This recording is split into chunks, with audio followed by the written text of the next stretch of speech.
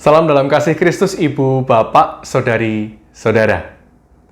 Sebagai seorang yang gemar membuat kue, istri saya memiliki catatan resep yang lengkap. Dan rasanya menurut saya sih sudah pas. Lengkap yang saya maksud di sini adalah dia juga mencatat ukuran suhu pemanggang dan waktu atau lamanya waktu pemanggangan.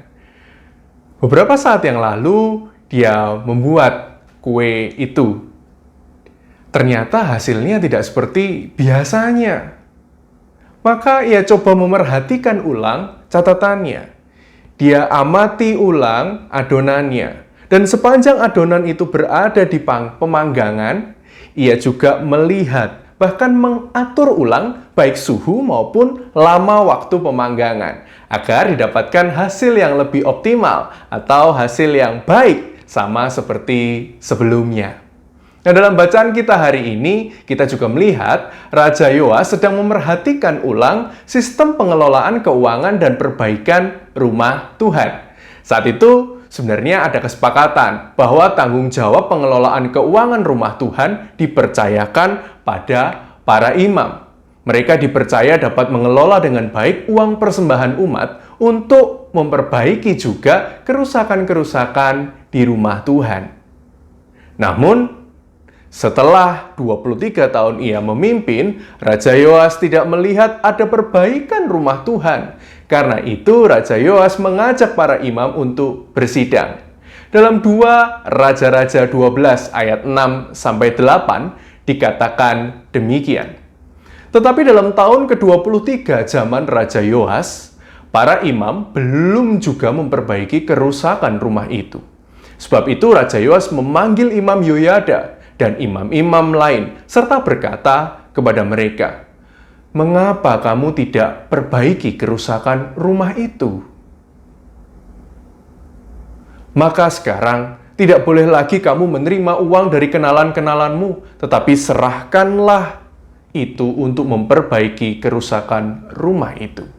Lalu setujulah para imam itu untuk tidak menerima uang dari rakyat, tetapi mereka pun tidak usah lagi memperbaiki kerusakan rumah itu.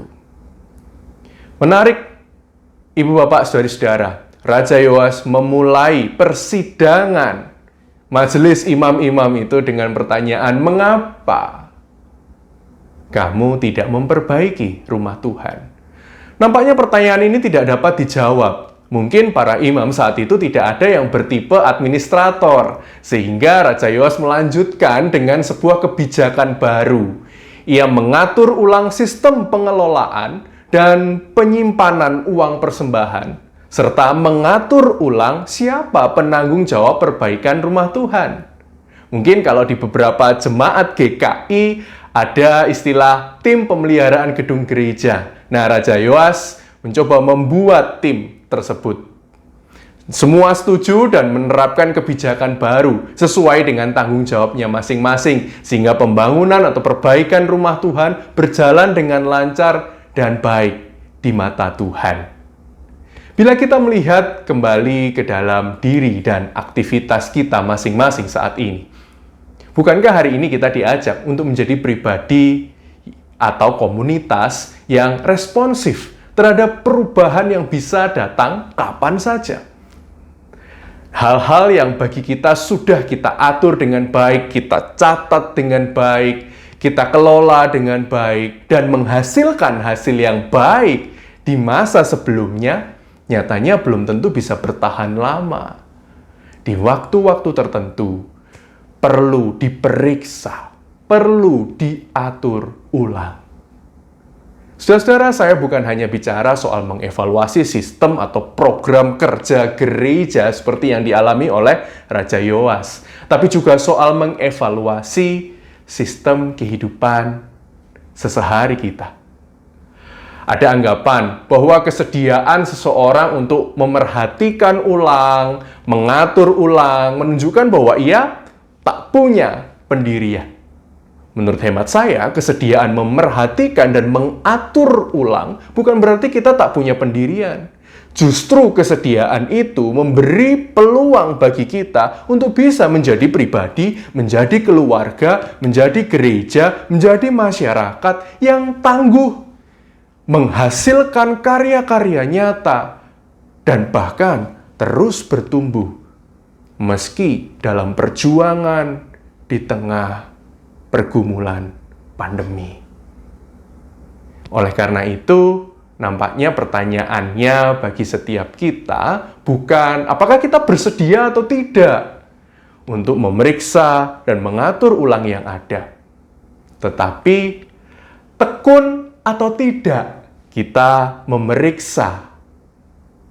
Relakah kita mengatur ulang keseharian kita, pekerjaan kita, usaha kita, program kerja gereja kita, atau pola bermasyarakat kita di media sosial secara khusus?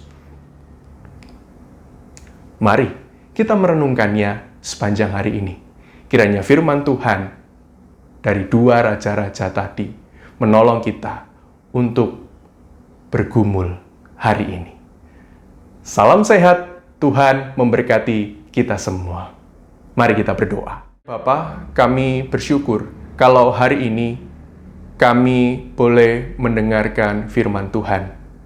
Teruslah berbicara pada kami, ya Bapa, dan buatlah kami menjadi anak-anak-Mu yang senantiasa bersedia mendengar firman-Mu dan mau dibarui oleh firman-Mu.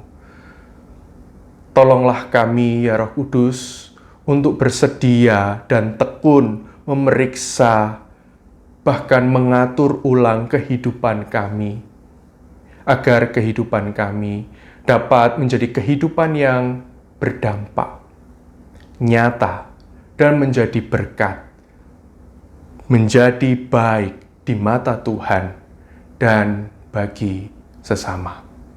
Mampukanlah kami, ya Tuhan. Dalam nama Bapa, Anak, dan Roh Kudus kami berdoa. Amin.